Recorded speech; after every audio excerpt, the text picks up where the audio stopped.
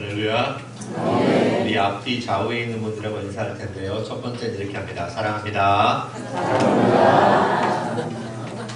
안 사랑하는 것 같은데요. 전혀 사랑하는 애들 말로 영혼이 없는 그냥 멘트를 하십니다. 다시 얼굴을 보시면서 사랑합니다. 축복합니다. 은혜 많이 받으세요. 헌신예배를 다녀보면 교회마다 특징이 있는데 내가 사랑합니다 하면 사랑합니다 하고 말아요. 이제 정말 은혜되는 교회는 어떻게 하냐면 사랑합니다, 사랑합니다, 사랑합니다, 사랑합니다 다 사랑을 막 나누더라고요. 여러분 교회는 사랑합니다 한 번 하고 마셨어요.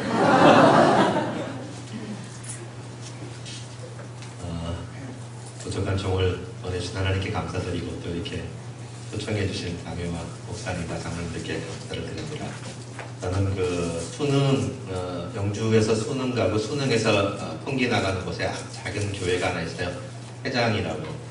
태장 들으니까 엉덩이 두드려 맞는 곳인가 그렇게 얘기하시는 분들이 있는데 그 태장이 아니고 예전에 임금님들이 아들, 딸, 왕자, 공주를 낳으면 태를 끊어서 묻어놓은 장소가 태장입니다. 태를 장사 지낸다. 그래서 공주에도 하나 있고 전국에 한 몇 군데가 있는데 그만큼 좋은 장소인 것입니다. 그런 곳에서 왔습니다. 제가 그게 뭐 의미가 있겠습니까? 대통령이 오면 여러분에게는 기쁨이 되겠지만 내가 온 게 무슨 기쁨이 되겠습니까?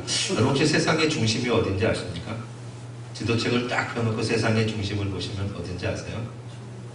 그러니까 원장님이 저더러 그랬어요. 남 목사님 독특해서 오셨습니다. 독특한 사고를 하고 있는 사람인데 세상의 중심이 어딘 줄 아세요? 오늘 주일 이 시간 세상의 중심은 안동 옥동교회입니다. 아멘 하신 분들에게 묻겠습니다. 왜 여기가 세상의 중심입니까? 하나님 함께 하시죠. 예? 하나님 함께 하시죠. 옆 교회도 하나님이 함께 하시는데? 예? 어떻게요? 그 중에 하나는 맞았어요. 예, 제가 왔기 때문에 여기 세상에 왔어요. 왠지 아십니까? 저는 복의 근원이기 때문에. 태훈씨, 창세기 12장에 아브라함에게 있던 축복의 근원이 저와 우리 교회 교인들의 근원이에요. 그래서 제가 가는 곳이 저로부터 축복이 흘러 넘어가니까 제가 있는 곳이 생수의 근원이 돼서 여기가 세상의 중심입니다. 그러니까 이래봬도 이런 사고를 가지고 살아요. 우리 교회 교인들은 그래요. 내가 가는 곳이 세상의 중심이다. 어디든 상관없어요. 그게 대구이든 구미이든 내가 가는 곳이 세상의 중심이다. 나를 통해 이 지역의 복음화가 이루어진다. 이게 정말로 중요한 것들이거든요. 오늘 함께 예배를 드리는 여러분과 저에게 하나님의 놀라운 은혜가 있기를 축복해 드립니다. 저희 교회 오해면 이렇게 자꾸 물어봐요. 교사들 손 들어보세요. 교사들 아까 나왔던 분들이 12명인 것 같은데 손 내려보세요. 집에서 신랑한테 양말 좀 똑바로 벗어놔 뒤집어 놓지 말고 라고 말하시지요. 그건 뭐냐면 가르치는 겁니다. 가르치면 뭐다? 교사다. 그래서 모든 여성 동지들은 다 뭐다? 교사다. 아이들에게 차 조심해라, 손 들고 건너가라 가르치시는 부모님들 다 뭐다? 교사다. 가르치면 교사다. 혼자서 때리고 야 이거 먹지 말라 사탕 많이 먹으면 이가 썩는다 가르치는 거잖아요. 가르치면 뭐다? 교사다. 그럼 우린 다 뭐다? 교사다. 다 교사 손 들어 봅니다. 제가 한국말로 했는데 손 내리세요. 다 교사입니다. 사람들은 다 누구나 꿈을 꾸고 살아요. 제가 딱 오늘 기도하신 집사님 맞죠? 머리 뽀글뽀글 하신 네, 제가 머리 뽀글뽀글 하신 분들을 좋아해요. 해보고 싶은데 목사라서 못하고 있습니다. 해보고 싶은데 예천중앙교회 남종덕 장로님이 같은 남성인데 머리를 항상 뽀글뽀글하게 하고 장로님이신데 어떨 때는 또 이렇게 염색을 하고 오는데 꼴보기 싫어 죽겠어요. 왠지 아세요? 제가 하고 싶은데 못하니까. 장로님은 되는데 왜 목사님은 안 될까? 그랬습니다. 꿈을 꾸는 다음 세대 이야기를 기도하시더라고요. 소망과 기대가 있는 그대로 이루어지시기를 축복해드립니다. 사람들 꿈꿔요. 저도 제 아이에게 대한 꿈이 있고요. 부모가 자녀에게 꿈꾸는 게 있고 교사가 학생들에게 꿈꾸는 게 있습니다. 자녀가 어떻게 하면 더 잘 될까? 제일 잘 되는 게 뭘까요? 서울대 가는 거? 그게 아니라는 것 우리는 너무나 잘 알아요. 우리가 살아보니까 공부를 많이 하고 좋은 직장 다닌다고 행복한 게 아니더라 라는 걸 너무 잘 알아요. 그럼에도 불구하고 우리들은 자녀들에게 또 학생들에게 강요하거든. 서울에서 45년을 있다가 영주교회를 왔어요. 영주에 있는 영주교회를 와서 제가 그랬어요. 수련회 가자. 여름 성경학교 때 수련회 가자. 고등부 학생들이 얘기했더니 학교에서 안 보내줍니다. 전 또 독특하거든요. 영주에는 8개 고등학교를 다 찾아다녔어요. 교장 선생님과 면담을 신청하고 니네가 뭔데 애들을 믿음 안에서 자라게 하는데 방해하느냐. 이 사탄의 자식들아. 라는 말은 안 했지만 비슷하게 했어요. 당신이 뭔데 아이들을 책임질 거냐. 일생을 책임지지도 못할 건데 왜 교회 여름 성경학교를 안 보내주냐. 더군다나 미션스쿨이라는 곳에서 미션스쿨의 학교 교장 선생님들은 거의 다 장로님들이십니다. 어머님 보내시죠. 그거는 그 진학상담 선생님하고 상담하시고 장로님이 학교를 맡고 계시는데 그럼 되겠습니까? 그랬어요. 그래서 진학상담 선생님을 만났는데 영주에서 좀 큰 영주제일교회 통합측교회 집사님이셨어요. 목사님 원래 고3 때는 수련회 가고 그러는 거 아닙니다. 진짜 한 대 딱 때려주고 싶은데 목사가 사람 때릴 수도 없고 그래서 얘기를 했어요. 그랬더니 이렇게 합니다. 얘 부모님이 오셔서 보내지 않는 걸 합의하셨습니다. 그 부모님이 영주교회 장로님이셨어요. 교회에서는 아이들 보러 수련회 가라고 다른 집사님들한테 막 그러셨던 장로님이 정작 자기 자녀는 고3이니까 가지 말라고 하셨더라고요. 8개 고등학교를 다 다니고 그해 끝까지 싸워서 우리 교회 고3 애들만 다 했어요. 저거로 물어보더라고요. 목사님이 그럼 자녀들 얘네들 대학 못 가면 책임질 거냐고. 제가 이렇게 하겠습니다. 대학 못 가는 건 책임 못 지는데 이 인생들이 삐뚤어지지 않을 건 내 책임져 줄게. 하나님이 책임져 주실 거예요. 확실해. 이번 수련회 가면 얘네들이 틀림없이 변화될 거고 얘네들이 일생을 하나님이 책임져 주실 걸 난 알아. 왜? 하나님 그렇게 해주신다고 했으니까. 교사들이 꿈꾸는 게 그거예요. 기대하는 게 그거고요. 우리의 꿈이 그거예요. 의사 만들고 변호사 만들고 판사 만드는 게 우리의 꿈이었다면 진작 교사 그만두시죠. 세상 교사들이 하는 짓이고 세상 교사들도 귀하니까 하는 일이고 우리가 하는 일은 달라요. 물어볼게요. 영어 선생님이 국어를 잘 가르치는 게 무슨 의미가 있겠습니까? 영어 선생님이 제일 잘해야 될 일은 영어를 가르치는 거예요.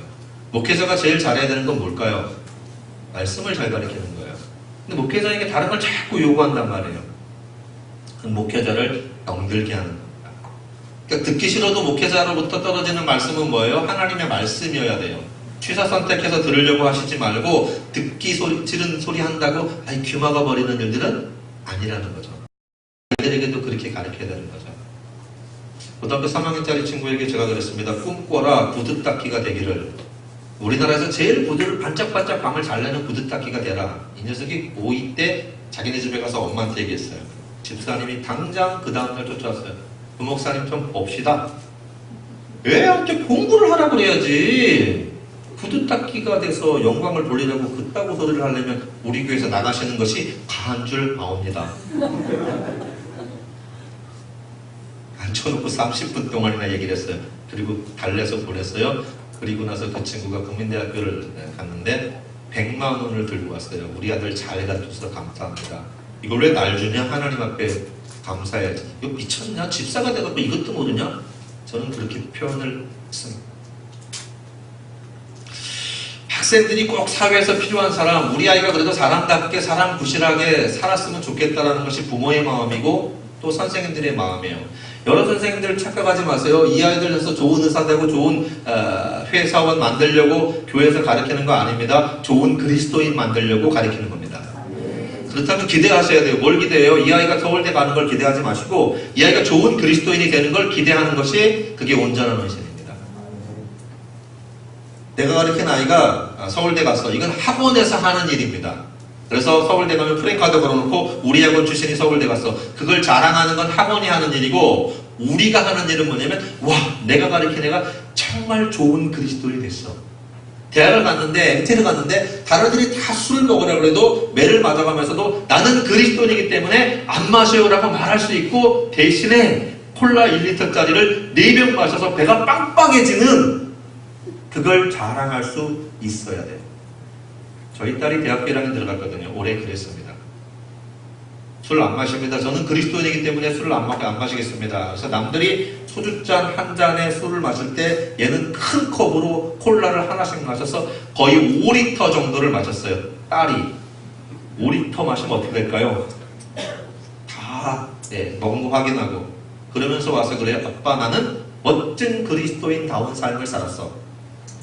아버지의 자랑이기도 하고 가르치는 스승이기도 하니까 제가 고맙다, 감사하다. 그쯤 돼야 된다고 저는 생각합니다. 교사들이 꿈꾸는 게 그쯤 돼야 된다는 것입니다. 이런 얘기를 했어요. 어른이 되어서 꿈이 없어지는 게 아니라 꿈꾸지 않으면 어른이 된다. 왜 꿈꾸지 않아요? 기대하지 않아요. 가르치는데 가르치면서 뭐가 될 걸 기대하지 않아요. 그러니까 아이들이 기대치가 없으니까 그냥 되는 거예요. 고3 애들에게 제가 끊임없이 이야기하는 게 있습니다. 되는 대로 살다간 남의 지배를 받는다. 몇 점 맞는 게 잘 맞는 겁니까? 어머니들에게 물어보면 다 얘기를 해요. 몇 점 맞으면 잘 맞는 거예요? 1번 80점, 2번 90점, 3번 95점. 몇 점 맞는 게 잘하는 거예요? 제가 영어는 잘 못하니까 한글말을 95점? 97점을 목표로 공부했던 아이에게 95점은 뭐예요? 잘한 거예요? 잘못한 거예요? 2점 못한 거예요. 형편없이 못한 거예요. 80점을 목표로 했던 애에게 95점은 엄청나게 잘한 거예요. 그래서 기준이 필요해요. 그런데 그 기준을 성경은 뭐라고 해요? 말씀이다. 우리의 삶의 지침과 우리의 삶의 기준이 어디냐? 말씀이다라는 거예요. 세상 기준이 아니고, 삼성전자를 들어가는 게 우리의 기준이 되고, 서울대를 들어가는 게 우리의 기준이 되고, 우리의 꿈이 되지 말아야 된다는 거죠. 말씀이 우리의 기대와 말씀이 우리의 꿈이 되어야 된다는 거죠. 그래서 그걸 우리 아이들에게 가르쳐주는 게 그게 헌신이라는 거예요. 두 가지 이야기를 해드리려고 합니다. 어떤 골동품 전문가가 이제 골동품을 아주 좋아하고 잘 보고 또 갖다 팔고 이런 사람이에요. 유럽 여행 가는데 벼룩시장에 뭐 쭉 놓고 파는 거예요. 허름한 것들 팔잖아요. 근데 피카소 모작이 나왔어요. 짝퉁, 말하면 짝퉁이 나왔는데 그래서 500불을 팔아요. 야, 모작인데도 되게 비싸다. 500불인데 지나가다가 얼핏 보니까 조금 이상해요. 가까이 가서 보니까 이게 모작, 짝퉁이 아니고 진품인데 피카소 초기 작품인 거예요. 진품이에요. 당장 사다가 소고비 경매시장에 갖다 놓으면 30억 이 정도 받을 수 있는, 근데 500불에 팔아요.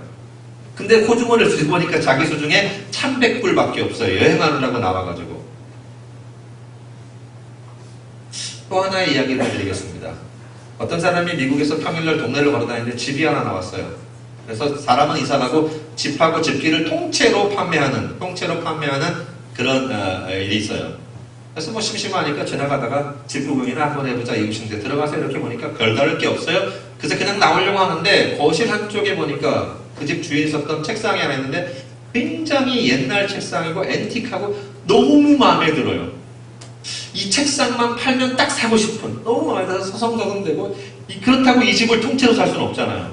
서랍을 열어봤다 닫았다. 자, 이게 정말 마음에 드는데, 그런데 중간 서랍을 딱 여는 순간에 거기에 미국 전쟁 당시에 금화가 31개 발견된 거예요. 그 돈이면 그런 집을 20채 정도는 사고도 남을 만한. 오늘 샀고 돌아갔습니다.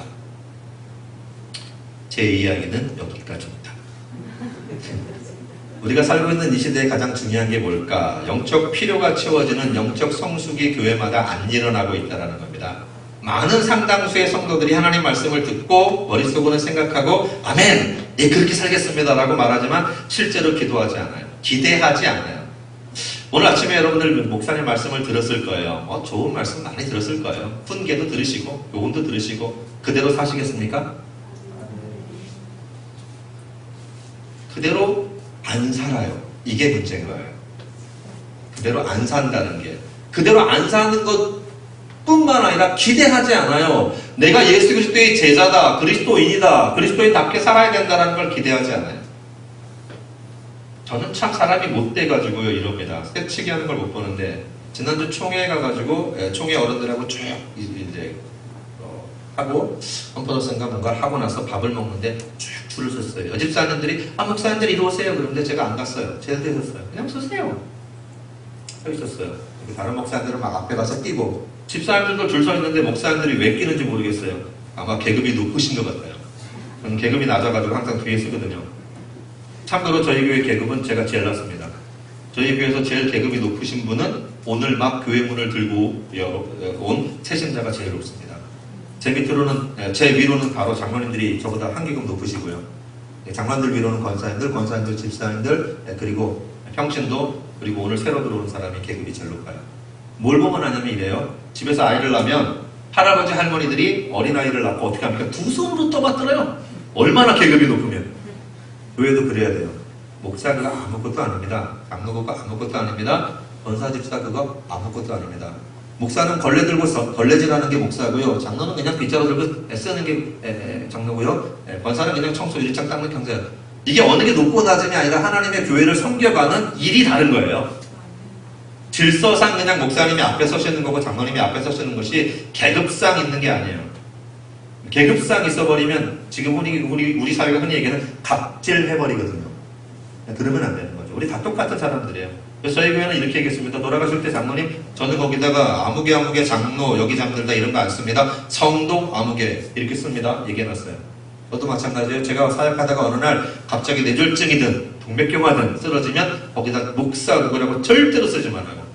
무덤이 없었으면 좋겠지만 속삭하면 무덤을 세우되 성도라고 써달라고. 말이 끝나갔습니다. 사람답게 살고 자녀답게 살고 정말 그리스도인다운 삶을 살아야 되는데 새치기를 탁 하시는 목사님들이 계셨어요. 그래 목사님들이니까 총회 일하시는 분들이니까 그냥 내버려 두자. 마음은 불편했지만 내버려 뒀어요.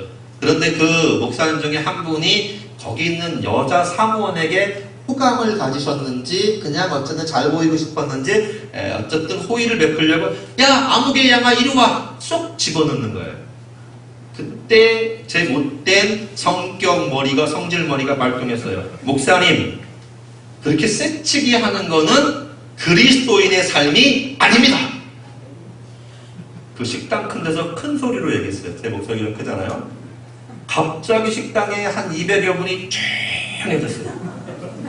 썰렁해졌어요. 좀 부끄러웠어요. 제가 큰 소리 내는 게 부끄러운 게 아니라 그래도 우리 총회를 섬기는 목사님들이 이 정도 그리스도인답지 않은 활동을 하시는구나. 웃고 있지만 우리가 다 그런 일들을 너무나 많이 하잖아요. 줄 쫙 서 있는데 줄 서가지고 아야 누구야 이리 들어와. 누가 뭐라고 아까부터 제가 와서 맡았는데요. 죄송 용사가 들었어요. 이따구 짓을 하는 게 그리스도인이 아니란 말이에요. 저는 그 그리스도의 영광을 욕먹이는 짓이에요. 그러니까 세상 사람들이 우리를 보고 그리스도인이라고 말하지 않고 뭐라 그래요? 개독교라고 말하는 거예요. 근데 진짜 개독교라고 욕먹으면 우리가 우리 자신을 돌아보고 반성해야 되는데 욕하는 사람들을 네가 뭔데 우리를 욕해. 그리고 우리 또 자존심이 굉장히 강하잖아요. 니네는 지옥 갈 놈들, 우리는 천국 갈 사람들. 선민의식만 잔뜩 해가지고 계급적으로 높은 사람들이잖아요. 하나님을 기쁘시게 하고 사람들을 보살피는 것이 우리의 임무, 우리의 사명이란 말이에요. 우리가 가르쳐야 될 애들에게도 그렇게 가르쳐야 되는데 우리는 뭘 가르치냐면 야 싸워서 이기고 높이 올라가고 네가 높이 올라가서 높은 곳에서 그리스도의 영광을 드러내고 많은 사람들에게 영향력을 미쳐야 된다라고 얘기해. 제가 그때 얘기했어. 미쳤구나. 미쳤어. 많은 사람들에게 빠진 게 있어요. 선한 영향력을 미쳐야 되는데 나쁜 영향력만 미치는 거예요. 장로님하고 제가 붙어서요. 왜 수련을 안 보내십니까? 목사님 일부 예배 와서 예배 드리고 가면 되잖아요. 우리는 예배 안 빠지는 거잖아요. 여러분 죄송합니다. 무교육자들 계십니까? 여기도? 무교육자들 가슴은요 찢어집니다. 한 교회 장로라는 분이 자녀를 놓고 좋은 대학을 보내야 된다는 거죠. 그러면서 이렇게 얘기합니다. 좋은 대학에 가서 더 많이 봉사하면 되잖아요. 여성 동지들은 알아요. 시집가기 전에 열심히 해서 나중에 뭐 해보겠다. 시집가느라고 못해, 애 낳아서 못해, 애 낳고 가르치느라고 못해, 늙어 빠져서는 손잡으느라고 못해. 그래서 결국 다 못해. 우리의 실제적인 삶이니까 말씀에 빗대어서 우리가 우리 현재 시각에서 그 일들을 해나가야 되는 거죠. 87세 되신 은퇴 장모님이 이렇게 얘기해요. 이제 70 되시는 장모님에게 70대 되신 장모님이 아이고 아프고 뭐 여기도 아프고 저기도 아프고 일도 좀 못하겠고 그러니까 87세 되신 장모님이 아이고야 내가 니만 할 때는 야 날라다녔다. 니만 할 때 일하지 언제 일하려고 그러냐. 여기에 87세 되신 분 있습니까? 여러분만 할 때는 날라다닐 때입니다. 허리 아프다고 말하지 못하고 sun행지역연합회 야유회를 가는데 장로님들하고 제가 또 부딪혔거든요. 저는 꼴 보기 싫은 건 못 봐요. 근데 제가 못 보는 게 아니라 관광차를 타고서 일어나서 마이크를 잡고 연합회에서 교회 연합회에서 가는데 가요를 부르고 찬송을 부르고 춤을 저렇게 흔드는데 이 양반이 어저께 봉사할 때는 허리 아파서 못했던 권사님이 갑자기 허리가 펴지는 기적의 역사를 체험하시고 춤을 추기 시작하시는데 난리가 아니었어요. 장모님 앉으세요. 여기 서서 춤추면 180만 원 벌금을 물고 기사 아저씨는 영업정지를 당하고 아 목사님이 뭔데 왜 우리 지금 신나게 1년에 한 번 나가서 신나게 노는 일을 방해를 하십니까? 목사만 아니면 뭐 이런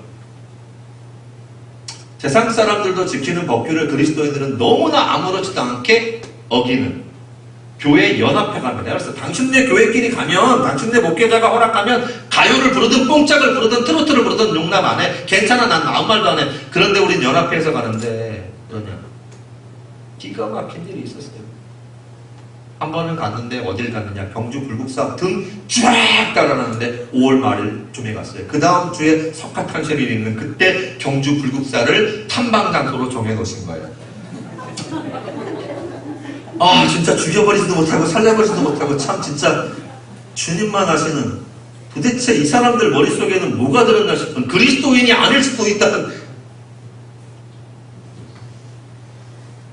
우리가 자녀들에게 꿈꾸는 게 있고 학생들에게 꿈꾸는 게 있어요. 솔로몬도 자녀에 대해서 이렇게 말합니다. 내 아들 솔로몬아 너는 내 아버지의 하나님을 알고 온전한 마음과 기쁜 뜻으로 섬길지어다. 이 얘기를 하는 겁니다. 아버지들에게 이렇게 말합니다. 우리 아들, 딸들이 오면 이렇게 얘기를 합니다. 아버지 내 친구입니다. 아버지들은 뭐라고 물어봐요? 그 친구에게 네 아버지 뭐 하시노? 김강비도 아닌데 왜 그렇게 물어봐요? 그 아버지가 뭐 하시는가 하고 얘가 친구인데 무슨 상관이 있냔 말이에요. 어머니들은 뭘 물어보세요? 엄마 내 친구야. 뭐 물어봐요? 쟤 공부 잘해? 왜 그걸 물어보냐고요? 우리가 물어봐야 되는 건 그거예요. 엄마 내 친구야. 쟤 교회 다녀? 믿음 생활해? 이걸 물어봐야 되는데 얘 할아버지 뭐 하시는지 얘가 공부 잘하는 건지 여러분들 친구 있으시죠? 아 이 교회는 아무도 없구나. 왕가들만 모여 계시구나. 친구가 있어요. 친구를 공부 잘하는 애 사귀었어요. 돈 많은 애 사귀었어요. 뭐 그런 집이 부자이고 뭐 아버지가 뭐 대통령인 사람만 가려 사귀셨습니까? 지금 사귀고 있는 친구는요? 전혀 아니에요. 근데 왜 여러분들은 그런 걸 물어보냐고요. 쓸데기 없이. 그래서 애들을 왜 삐딱한 길로 가게 만드냐고요. 친구가 딱 데려오면 야! 너 교회 다녀? 안 다니는데요? 전 우리 교회 자랑할 건 아닌데 그냥 얘기를 해요. 그냥 말씀 뭐 잘 모르겠어요. 우리 교회가 2,100만 원, 1년 예산이 2,100만 원밖에 안 되는 조그만 시골 교회입니다. 성도는 15명밖에 안 되고 1년에 그런데 저희는 최소한 10분의 1을 성교비로 내보내요. 작년에 우리 교회 중고등부회가 저희 딸 하나 있었어요. 근데 작년에 중고등부 돈 쓴 게 170만 원 썼어요. 어디다 썼을까요? 우리 딸이 다니고 있는 학교 애들 5명을 선정해서 수련회를 데리고 갔어요. 2번이나. 근데 수련회 가는 날 제가 최고급 스파게티 전문점에 가서 스파게티 다 먹여서 차량 운행해가지고 수련장에 데려다주고 맛있는 통닭도 사주고 저녁에 피자도 사주고 간식 사주고 그리고 데려왔어요. 그리고 2번을 그렇게 했어요. 이게 170만 원 정도를 사용했어요. 그리고 그 중에 한 친구가 예수를 믿고 우리 교회는 너무 멀어서 못 오니까 영주 동부교회에 등록하고 세례받았습니다. 이게 꿈이에요. 기대고요. 우리 교회 오는 것과 아무 상관없어요. 참 신기한 일도 있어요. 안동 옥동교회는 하나로 합쳐졌다니까 너무 감사한데 저는 갈라져도 된다고 생각해요. 교회가 많이 분란이 있고 막 싸우고 그러느니 차라리 갈라지는 게 낫다고 생각하는 사람 중에 하나예요. 왜냐? 안방에 있는 테레비를 작은 방에 갖다 놓는다고 그 집 재산이 줄어들까요? 하나도 안 줄어들어요. 저는 범우주적인 교회가 하나님의 안에 있다고 생각하니까 안동 옥동교회 교회들이 저희 교회 와도 상관없고요. 저희 교회 교회들이 안동 옥동교회 와도 저는 아무 상관없습니다. 그래서 교회에서 그렇게 얘기해요. 목사 꼴 보기 싫으면 나가십시오. 전 이렇게 대놓고 얘기를 해요. 진짜 목사님 귀에 거슬리고 말씀이 안 들어오면 영적으로 시험 넣으니까 회개하고 기도해보고 그래도 나는 기분 나쁘다 그러면 나가세요. 옆에 교회로. 다른 교회 가는 건 아무 이상 없어. 안 다니는 건 문제인데 안 다니기만 하면 내가 우주 끝까지 쫓아가서라도 다니게 할 건데 그런데 다른 교회 가는 건 전 아무 문제 없어요. 안방 물건이 작은 방 가는 것처럼 하나님 편에선 전혀 손해나는 일이 아니니까 그래서 신방을 잘 안 가요. 신방을 안 가요. 신방 안 가면 뭐 다른 교회 간다고 그래요. 그래 가든지 아무 상관없어요. 저에게는. 하나님이 저에게 신방 다니는 것보다 복음 전하는 일을 더 많이 주셨어요. 왜 우리는 그런 얘기들을 하고 자녀들에게 그런 기대를 하고 뭐 의사가 되는지 변호사가 되는지 초점에 맞춰줄까? 우리의 시각이 육신의 안목으로 고정되어 있기 때문에 그렇다. 헌신하는 방법도 그렇고 하나님은 우리들을 이렇게 표현합니다. 너희는 나의 광고판이다. 광고판. 자녀들에게 이놈은 누굴 닮아서 그래? 엄마가 물으면 아빠 닮은 거고 아빠가 물으면 엄마 닮은 거지 뭐. 그쵸? 누구 닮아서 그래요? 애들이 말썽 피우는 거? 결국 그거를 그렇게 따지고 들면은 우리는 누구의 형상과 모양으로 만들어졌죠? 누구 욕먹이는 거예요? 그러니까 그런 얘기를 하면 안 돼요. 누구 닮아서 그래라고 말하는 건 하나님 욕먹이는 일이에요. 욕보이는 일이니까 그 하나님의 영광을 침해하는 일이에요. 아주 심각하게. 근데 아무렇지도 않게 얘기해. 집에 가면 가족 수대로 성경책이 참 많아요. 어떤 사람은 핸드폰으로도 성경책을 참 많이 보고 찬송가도 다운받아 보는데 정말 신기한 건 뭐냐면 그렇게 많은 그리스도인이 있는데 왜 그리스도인다운 삶을 사는 사람을 발견하기 힘들까? 기대하지 않아요. 말씀을 듣고 내가 그렇게 되겠다라는 제자가 되십시오. 그리스도인이 되십자면 아멘하고 하지만 내가 그리스도인이 되어야겠다는 생각이 없어요. 아예 교회 문 밖을 나가면서 그냥 또 나는 세상에 가서는 세상처럼 산다라는 거죠. 지지난주에 설교 준비하다 하나님이 기가 막힌 아이디어를 저에게 주신 바가 있어요. 우리 교회 교인들이 이렇게 나옵니다. 전도하세요. 산골짜기니까 다 불교신자고 뭐 예수 안 믿거든요. 전도하고 가서 복음을 증거하세요. 근데 그 다음 주에 가고 장로님, 집사님, 권사님들이 이렇게 막 목사님 전도했어요. 제가 물어보거든요. 이렇게 물어봐요. 꼭 물어봅니다. 집사님 다음 주에 가서 옆에 있는 교인에게 무엇이든지 바카스를 갖다 주든지 도라지를 갖다 주든지 반드시 갖다 주고 복음을 증거하고 다음 주에 오면 제가 물어볼 테니까 물어보면 대답하십시오. 물어봤어요. 다 했어요. 거의 많은 사람이 했어요. 뭐라고 했습니까? 바카스 갖다 주고 예수 믿으라고 했다. 중간에 또 물어볼게요. 여러분들 안동 옥동교회가 작년 2017년도에 몇 명이나 전도했습니까? 잘 모르세요? 10명? 너무 작나? 100명? 작나? 1000명? 우리 교회 성도 수가 15명인데 저희 교회는 작년 한 해 동안 한 7,000명 이상 전도했어요. 에이, 좀 뻥치시네. 아니요, 뻥 아닙니다. 저는 가게집 가서 물건 사고 나서 돈을 줄 때 꼭 전도해요. 하단마귀는 우리에게 뭘 줬냐면 복음을 증거하고 교회에 등록시켜야 전도한 걸로 치도록 만들어놨어요. 그러니까 전도가 어려운 게 돼버렸어요. 근데 우리 교회는 가서 전화해요. 예수 믿어! 아, 야, 누구 아빠야? 오늘도 좋은 날, 햇빛 하나님이 준 날 예수 믿고 천국 가면 되게 좋겠다. 이거 뭐 한 거예요? 전도한 거예요. 자꾸 사단마귀는 우리를 가려놓는데 거기에 넘어가가지고 전도 몇 명 했어요? 물으면 다 꿀보고 병원이에요. 오늘 나가셔서 집 앞에 교회 나가자마자 지나가는 사람에게 예수 믿고 천국 가세요 하세요. 그럼 뭐 한 거예요? 전도한 거예요. 그럼 하나님의 명령 지키는 거 쉬워요? 어려워요? 쉬워요. 대한민국에서 나 같은 부흥 강사를 왜 안 부르는지 난 이해를 잘 못하겠지만 불러도 안 가지만 그리스도의 제자가 된다는 건 로마서 12장 1절에 자기 몸을 산 제물로 거룩한 제물로 드리는 거다. 교회가 그리고 그리스도인들이 내 시간과 재정과 내가 가진 모든 것을 재평가하지 아니하고 하나님을 우선순위에서 자꾸만 배제시키니까 그리고 그리스도인답게 살려고 노력하지 않으니까 온전한 헌신이 안 일어나는 거예요.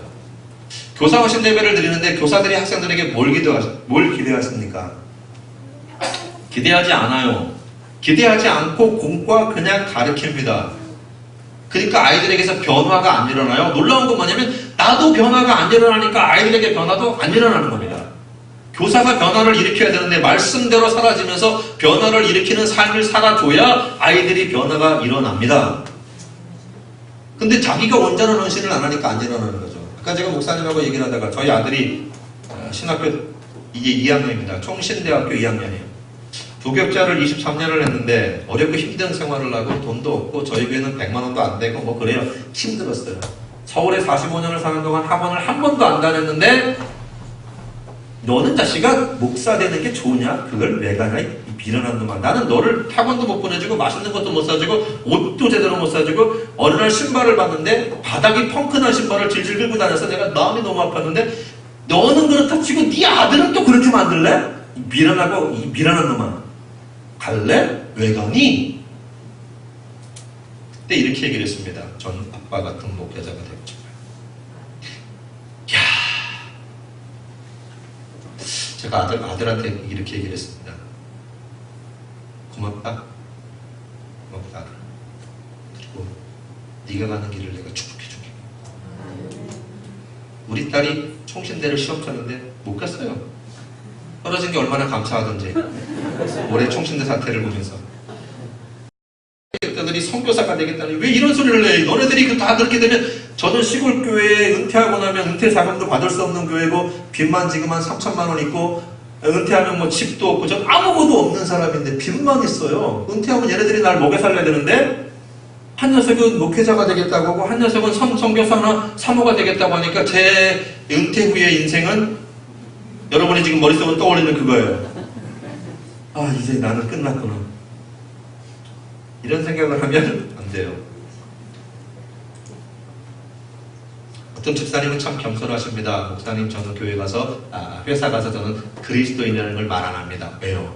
제가 너무 좀 이렇게 잘못하면 하나님의 영광을 가릴까봐 저는 교인이란 말을 안 합니다. 그래서 제가 공감한 부분이 있어요. 왜냐하면 제 승용차의 십자가를 제가 뗐어요. 왜 뗐을까요?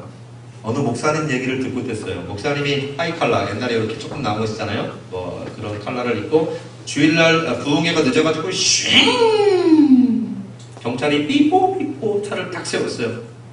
창문 내리세요. 창문을 딱 내렸는데 딱 봐도 목사님이야. 그렇게 경찰이 에이 목사님 가세요. 이 경찰은 뭐예요? 목사들이 다 그렇죠. 사랑하는 성도 여러분, 교회가 교회다워지는 것, 그리스도인이 그리스도인다워지는 것을 하나님이 기뻐하시는 일입니다. 우린 끊임없이 그렇게 하려고 해야 돼요. 제가 우리 교회에서 이렇게 하면 발버둥 칩니다. 그렇게 안 되려고. 우리 그냥 가만히 있으면 좋은 그리스도인일 것 같죠. 세상은 계속 우리를 향해서 푸시해 들어옵니다. 그래서 그거 안 밀리려고 계속해서 밀어내야 돼요. 계속해서 밀어내고 푸시해야만 우리 물들지 않아요. 아까 또 하나 하나님이 은혜를 주신 거예요. 교인들에게 나갔더니 밖에 나가서 복음을 증거하라 그랬더니 저한테 와서 목사님 저 집은 말입니다. 대대로 불교 집안이어서 복음 증거가 안 돼요. 그러니까 목사님 저한테 저 집에 가서 복음 증거하란 말씀 하지 마세요. 저 집 사람에 가서 복음으로 설득을 시켜야지 왜 안 된다고 목사를 설득을 시키려고 그래요.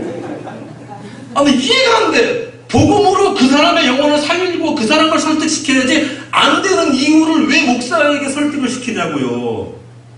또 하나 장로님들, 권사님들, 집사님들에게 말합니다. 세상에 살지만 그리스도인답게 삽시다. 여러분들도 똑같은 시간을 갖는데 제가 바꿔드리는 거예요. 지금 하나님의 은혜를 주신 거니까 이렇게 얘기합니다. 목사님은 교회밖에 안 사시니까 잘 모르지만 우리가 세상에 살면요 얼마나 힘들고 어렵고 전투적이고 여기 살면요 그렇게 살아야 돼요. 안 그러면 우리 다 죽어요. 그때 제가 그래서 죽어! 그렇게 안 되면 죽어. 그냥 죽어. 차라리 죽어. 죽으면 천국 가잖아요. 죽어. 희한한 사람들이 여러분들이에요. 보세요. 배가 바다에 떠 있어요. 침몰합니까? 안 침몰해요. 침몰하는 배는 왜 침몰합니까? 구멍난 배예요.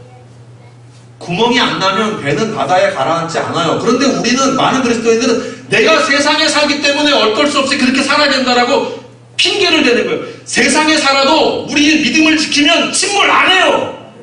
절대로. 지지 않아요. 근데 왜 핑계대요? 세상에 사니까 이렇게 해야 돼요. 술 한 잔도 해줘야 되고, 부장 되면 그렇게 해야 되고, 어디서 그냥 배가 가라앉는 이유는 구멍나서 그래요. 믿음이 펑크 났기 때문에 세상에 물드는 거예요. 세상과 타협하려고 하고, 믿음대로 살면 절대로 가라앉을 일이 없어요. 단단해지고 든든해지고 튼튼해지고 거기 승리가 있어요. 그런데 우리는 핑계하는 거예요. 목사님은 모른다는 거. 뭘 몰라 목사가. 하나님의 지혜를 주셔 다 아는데 눈빛만 봐도 아는데 이 가늠하는 자들아, 독사의 자식들아, 믿음대로 못 사는 것들아 라고 다 아는데 이 깎게 울고 목사님들이 참으시는 거예요. 그 얘기 안 하는 거예요. 여러분 시험 들까봐. 근데 하나님이 여러분들이 그렇게 말씀하실 거예요. 정결하게 살아라. 가나안 족속 다 내몰고 너희 순결을 유지해라. 거룩하게 살아라. 그리고 너희 몸을 거룩한 산채물로 드려라. 유대 앞에 축복하는 중에 그런 게 있어요. 이렇게 있어요. 당신이 그분의 먼지에 덮이기를. 이런 축복 구절이 있어요. 먼지에 덮이려면 어떻게 돼요? 쫄쫄쫄 쫓아가면 돼요. 발뒤꿈치에서 일어나고 있는, 걸어가면서 발뒤꿈치 사막에서 일어나고 있는 흙먼지를 내가 덮이려면 스승의 뒤를 쫄쫄쫄 쫓아다니면 돼요. 제자가 되는 건 뭐예요? 예수님 뒤를 쫄쫄쫄 쫓아다니면 되는 거예요. 그러면 수지 맞는 거예요. 그게 거룩한 삶이 되는 거예요. 로마서 12장에 하나님이 기뻐하시는 사람이 어떤 사람인지를 잘 알려준다는 것입니다. 기본적으로 사람들은 이기는 걸 좋아하니까 항복하기를 싫어요. 근데 로마서 12장 1절은 우리에게 뭐 하라는 거예요? 항복 100기 들라는 거예요. 네 힘대로, 네 지식대로, 네 경험대로 살지 말고 하나님 말씀대로 살아라. 이 말씀하시는 거예요. 항복해라라는 거죠. 네가 한번 끝까지 버텨보려고 해봐. 그러면 해볼 때까지 해봐. 그리고 해보면 안 되면 너 나한테 올 걸 알고 계시는 거예요. 근데 그거 해보기 전에 와라라는 거죠.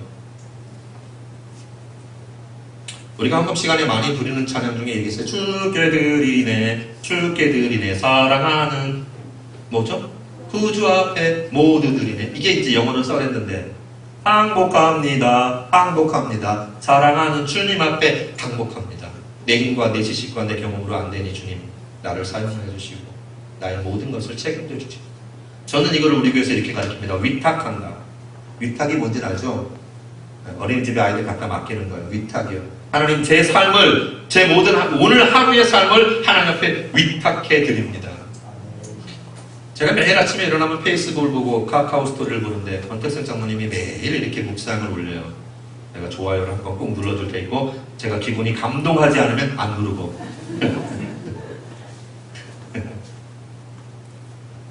매일 그런 일들이 우리 가운데 일어나야 된다.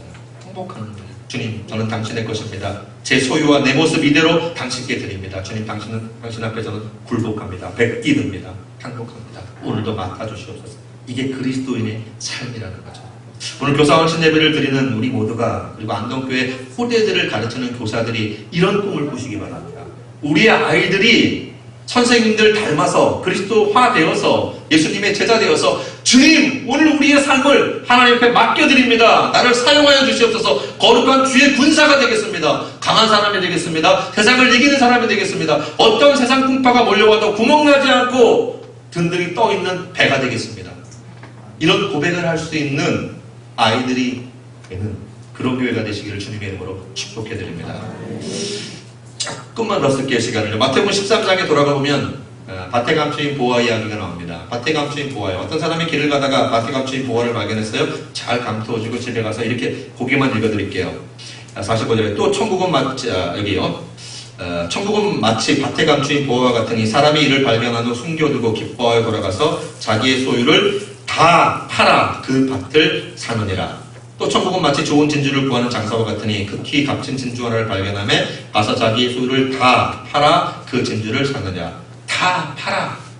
이런 게 나오면 저기다 저는 이렇게 동그라미 별표 5개 돼지꼬리 땡이야. 그리고 이건 반드시 외워야 된다. 이거는 무조건 외워야 된다.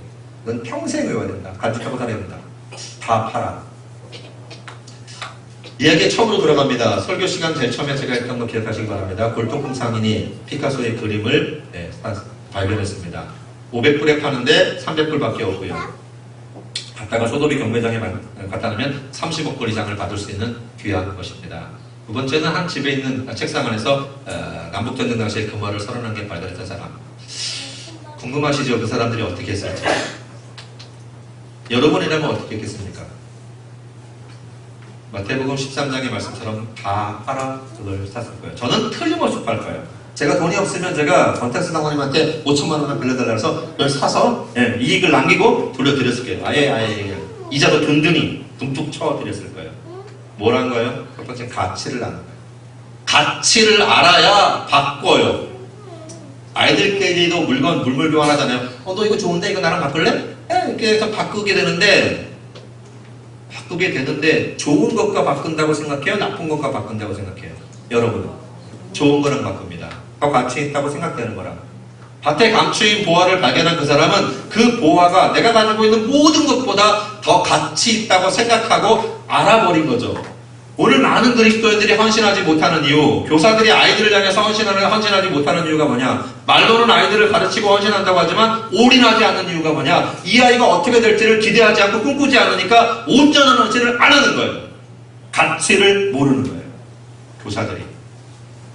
이 아이가 어떻게 변할지를 모르는 거예요. 이 아이 한 사람을 잘 키우면 이 나라를 움직일 만한 사람이 됩니다. 그런 꿈과 기대를 가지고 이 아이를 키우는 거예요. 좋은 목회자를 만들고 좋은 정치인을 만들고 거짓말하고 공약했다가 남발하는 그런 정치인 말고 정말 자기가 말한 것을 지키고 나라와 민족과 국민을 위해서 헌신하고 희생할 수 있는 정치인을 만들고 하나님 이 아이는 정말로 좋은 물리학자가 되게 하옵소서. 하나님 이 아이는 정말 좋은 식물학자가 되게 하옵소서. 이런 꿈과 기대를 가지고 아이를 키우는데 온 힘을 다 쏟아 놓는 거죠. 자기 아이를 가르치는 것보다 훨씬 더 많은 애정을 주어서 교회 아이들을 가르치는 거예요. 팔아 사는 겁니다.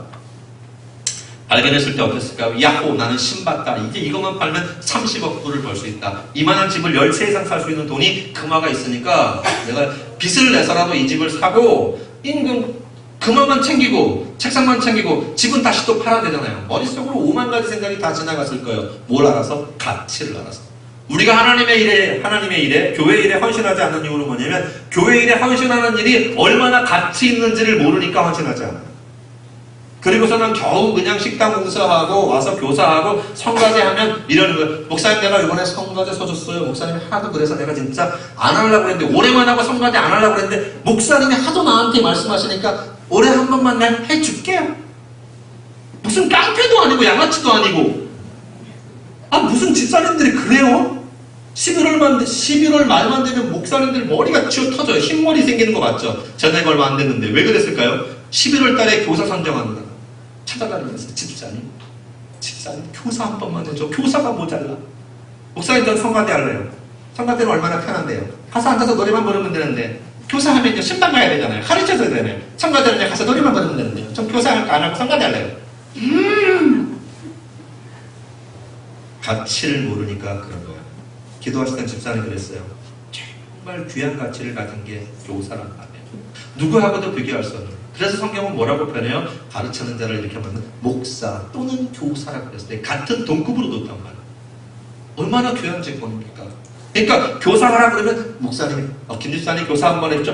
와우 신받다. 목사님 너무 감사해요. 저를 교사를 시켜주다니. 목사님 구두 바꿀 때가 됐네요. 구두 한 켤레 티켓 갖다 주고 교사 시켜주셔서 너무너무 감사합니다. 천하보다 귀한 생명을 가르치는 이 교사의 직분을 주시다니요. 너무 감사합니다.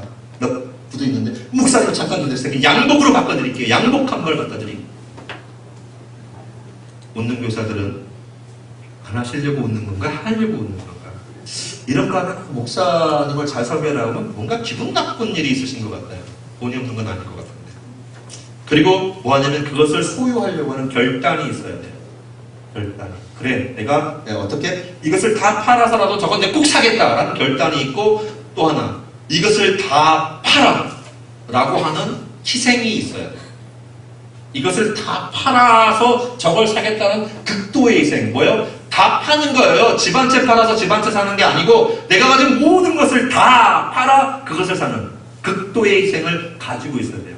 뭘 알아서? 그 가치를 알아서. 그 가치를 알면 그게 되어지는 거예요.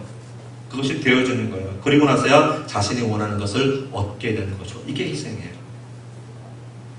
영과 일의 차이가 있어요. 우리는 다 0이고요. 그리스도는 1입니다. 우리는요 100만 명이 있어도 아무 소용없어요. 00000이에요. 근데 그리스도를 자기 앞에 모신 사람이 한 명이 되는 순간 우리는 0000에서 뭐가 돼요? 1영이 돼요. 10이 됩니다. 그리스도를 자기 앞에 모시는 사람이 2명이 생기면 그 10은 10배로 뛰어요. 100이 됩니다.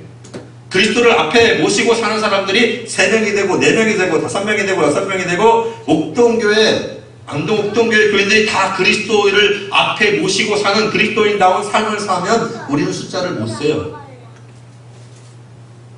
그리스도를 앞에 모시고 사는 사람들이 많으면 많을수록 이 사회는 빛과 소금의 역할을 제대로 감당하는 그리스도인으로 말미암아 밝아집니다.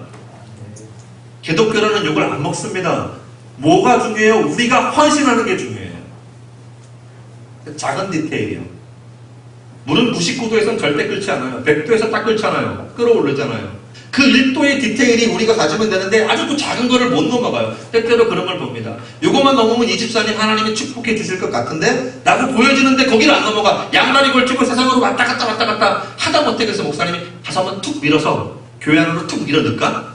이런 마음도 참 많이 듭니다. 사랑하는 성도 여러분, 마태복음 13장의 비유가 천국은 너무나 소중하다라는 걸 비유합니다. 내가 가진 모든 것을 다 주고도 바꿀 만큼 귀중한 가치가 있다는 것입니다.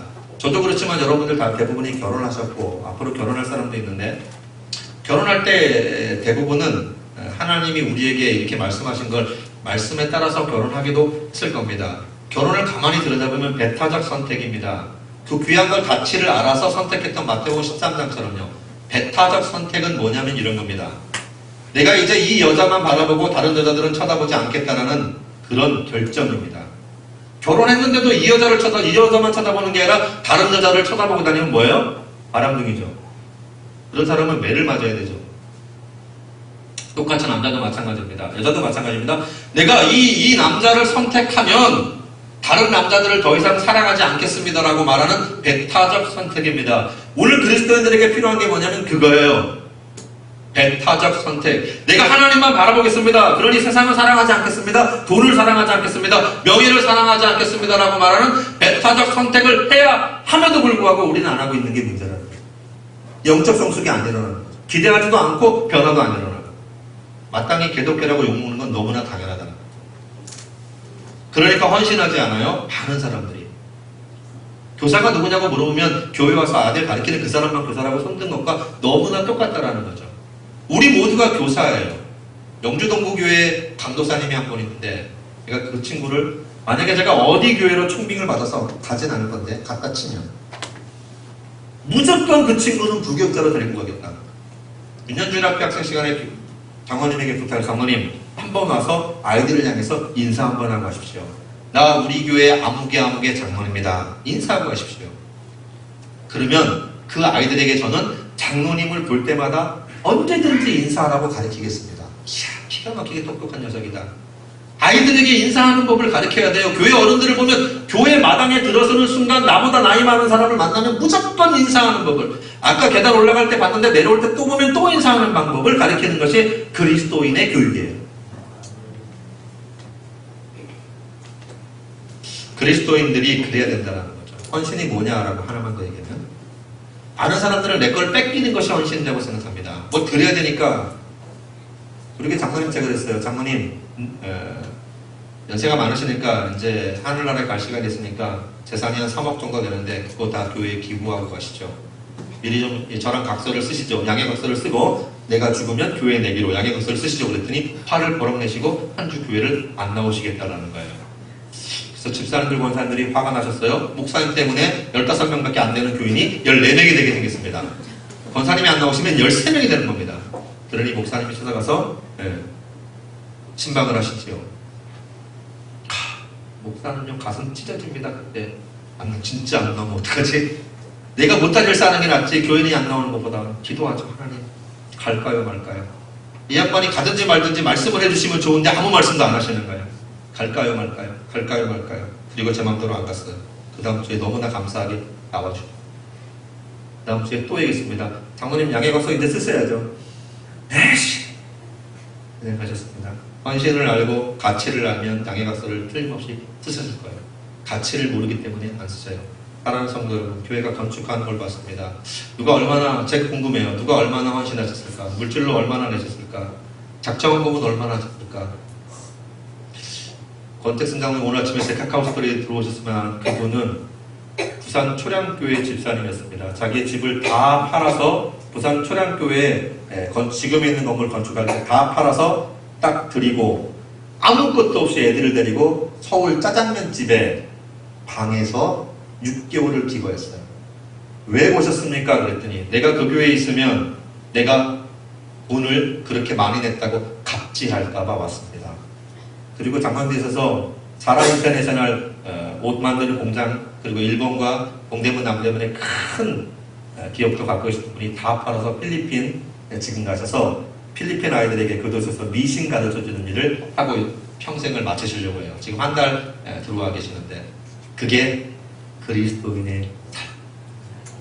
왜 그 돈 가지고 왜 유럽 여행 안 가고 싶고 왜 못하겠어요? 그 돈이면 몇십억 가지고 떵떵거리고 놀고 은행에만 넣어도 이자만 가지고 노는데 그건 그리스도인의 삶이 아니에요. 우린 세상에 보낸 사명자들입니다. 어떻게 세상을 밝힐 것인가, 어떻게 세상을 정결하게 할 것인가. 안동 옥동교회가 소금 창고가 되지 아니하고 세상에 나가서 소금이 돼야 돼요. 녹아져야 돼요. 세상 속에서. 그래야만 세상이 살맛나는 세상이 되는 거예요. 왜 세상 사람들이 살맛 안 나? 우리가 소금이 안 돼서 살맛이 안 나는 거예요. 우리가 저기 가서 소금의 역할을 감당하면 세상은 살맛 나는 세상이 분명히 됩니다. 자신의 것을 다 팔아 더 큰 가치를 얻는 것. 그러므로 형제들아 내가 하나님의 모든 자비하심으로 너희를 권하노니 너희 몸을 하나님이 기뻐하시는 거룩한 산제물로 드리라. 이는 너희가 드릴 영적 예배니라. 하나님을 모시고 정말 하나님 앞에 바른 그리스도인으로서 우리의 모든 삶을 다 드리고 사는 저와 우리 모두가 될 수 있기를 주님의 이름으로 축복해 드립니다.